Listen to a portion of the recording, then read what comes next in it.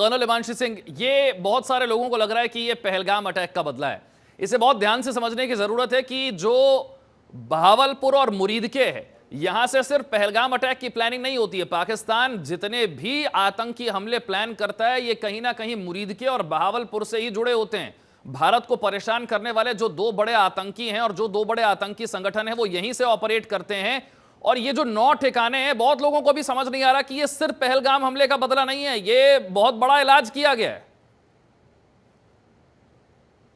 समझे इस बात को, तो बहावलपुर है जहां पे मसूद अजहर, वो उनका ठिकाना है, जहां उनके भाई के होने की बहुत बहुत संभावना, अगर रिपोर्ट्स आएंगी बाद में तो पता चलेगा कि उनका भाई वहीं रहता है।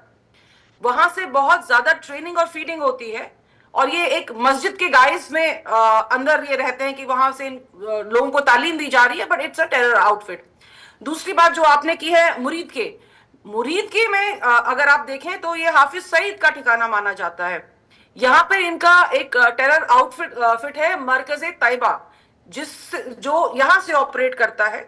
तो ये जो स्ट्राइक्स हैं बहुत ही फोकस्ड है, प्रिसीजन के साथ है और कैलकुलेटेड है कि किसी भी तरीके से पाकिस्तान की आम जनता को किसी भी तरह की तकलीफ ना हो। लेकिन जो ये 9 जगह स्ट्राइक की गई है, जिसमें 2 नाम आपने दिए, इसके अलावा और भी जो 6-7 जगह हैं, वहां पर सिर्फ और सिर्फ मैं कर्नल हिमांशु आतंकी सिंह, ठिकानों को। मैं अपने दर्शकों के लिए भी रिपीट कर देता हूं वो 9 जगहें कौन सी है, ताकि आप भी और बेहतर तरीके से हमें समझा पाएंगी।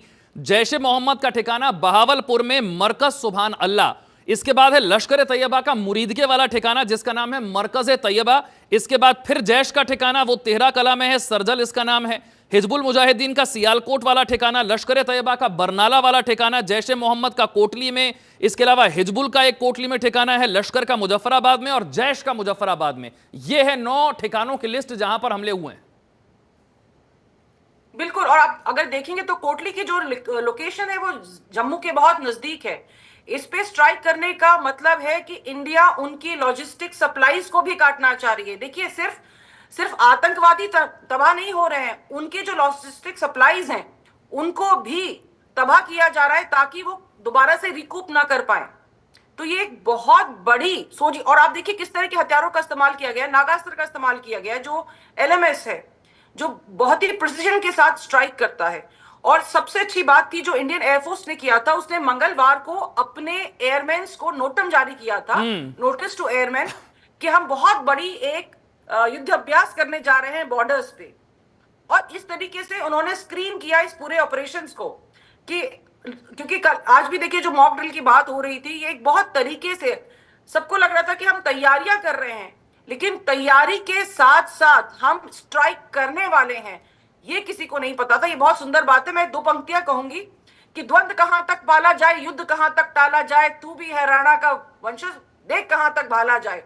तो हिंदुस्तान ने अपना भाला बहुत अच्छी तरह से देख के फेंका है, और अब वो द्वंद्व को टाल नहीं रहे थे, पाल नहीं रहे थे।